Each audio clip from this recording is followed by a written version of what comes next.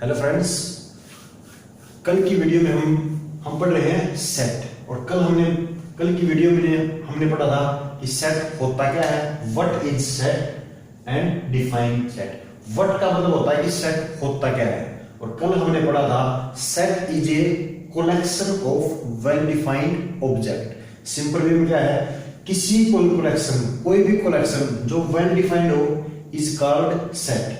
ये तो होता है मीनिंग ऑफ व्हाट, और डिफाइन का मतलब होता है सेट की डेफिनेशन क्या है। और कल हमने सेट की डेफिनेशन भी लिखवाई थी, set is a well defined collection of distinct object. उसके बाद आता है किसी भी का नोटेशन। उसके बाद हमने सेट तो पढ़ लिया कि ये सेट होता है। अब उस सेट का नाम क्या रखेंगे, नाम के लिए वर्ड नोटेशन। नोटेशन का मतलब क्या होता है कि उस सेट का नाम क्या है। तो सेट के लिए क्या नोटेशन आएगी, सेट को हम किससे डिनोट करते हैं, सेट को डिनोट करते हैं इंग्लिश के कैपिटल लेटर जैसे ए बी एक्स वाई। तो सेट को डिनोट हम हमेशा इंग्लिश के कैपिटल लेटर से करते हैं। और आज हम पढ़ेंगे रिप्रेजेंटेशन ऑफ सेट। रिप्रेजेंटेशन का क्या मतलब है, जैसे नोटेशन का क्या मतलब है, नोटेशन का मतलब है कि सेट का नाम क्या रखें, कि सेट का नाम क्या रखें। तो सेट का नाम हमने रख दिया capital letter A, capital English का कोई भी कैपिटल लेटर। तो आगे से जब भी हम सेट को डिनोट करेंगे, हम हमेशा सेट को कैपिटल लेटर से डिनोट करेंगे। और आज हमारा थर्ड स्टेप रिप्रेजेंटेशन। रिप्रेजेंटेशन का मतलब होता है कि हम सेट को लिखें कैसे।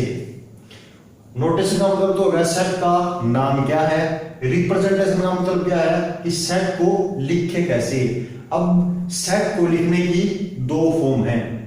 पहली फॉर्म का नाम है टेबुलर और रोस्टर फॉर्म। पहली फॉर्म है टेबुलर और रोस्टर फॉर्म, और सेकंड फॉर्म है सेट बिल्डर फॉर्म और रूल मेथड। मतलब किसी भी सेट को लिखने के केवल दो तरीके हैं, या तो हम उसको टेबुलर फॉर्म में लिखेंगे या हम उसको सेट बिल्डर और रूल मेथड में लिखेंगे। अब हम ये देख रहे हैं कि टेबुलर फॉर्म क्या बोल रही है। टेबुलर और रोस्टर फॉर्म क्या है, ये फॉर्म है in this form we list all the element. हम सारे एलिमेंट को एक लिस्ट कर देंगे और separate them by mean of comma. हम हर एलिमेंट को लिख देंगे और हर दो के बीच में कोमा लगा देंगे और उनको करली ब्रैकेट से इनक्लोज कर देंगे। जो इस फॉर्म में लिखेंगे उसका नाम होगा रोस्टर फॉर्म। रोस्टर फॉर्म क्या है, इस फॉर्म में हम सेट के हर एलिमेंट को separate by comma we list all the element. हम सेट के we list all element of set, हम सेट के हर एलिमेंट को लिस्ट कर देंगे और उनके बीच में कोमा लगा देंगे और लास्ट में इनक्लोज्ड बाय कर्ली ब्रैकेट। जो इस टाइप से लिखेंगे सेट को, उस सेट की फॉर्म है roster form. For example set of all natural number less than 7, set of all natural number less than 7।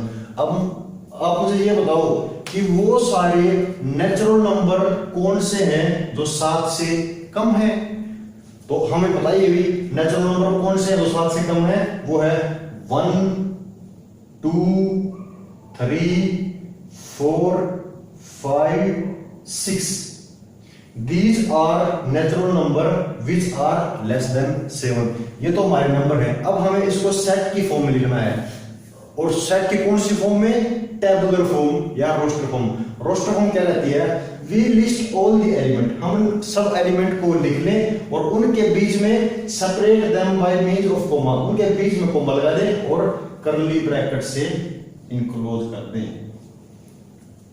तो अब हम जैसे हमने सेट के एलिमेंट लिखा, तो this form is known as roster या टेबुलर फॉर्म। और भी किसी सेट का नाम तो देते हैं, और नाम के कैसे देते हैं, कल हमने पढ़ा था कि हम किसी सेट को डिनोट किससे करते हैं, इंग्लिश के कैपिटल अल्फाबेट। लेट इसका नाम हमने दे दिया, this is set A. This is set ए। तो दिस इज द रोस्टर और टेबुलर फॉर्म। रोस्टर और टेबुलर फॉर्म क्या होती है? फिर हम जो एलिमेंट होते हैं सेट के उनको लिख लेते हैं, बीच में कोमा और करली ब्रैकेट से इनक्लोज कर लेते हैं। सेकंड फॉर्म क्या हमारी? Set builder form. अब इस सेकंड फॉर्म की जरूरत क्यों पड़ी? क्योंकि भाई हम हर सेट को इस फॉर्म में नहीं लिख सकते। आगे आप पढ़ के पता चलेगा, केवल हम इस फॉर्म में तो केवल काउंटेबल सेट को ही लिख सकते हैं, लेकिन कोई जरूरी नहीं कि सेट हमारा केवल काउंटेबल हो, वो आपका अनकाउंटेबल भी हो सकता है। इसलिए केवल इस हर सेट को इस फॉर्म में नहीं लिख सकते, इसलिए इसकी एक और फॉर्म है सेट बिल्डर फॉर्म या रूल मेथड। ये फॉर्म क्या हुई?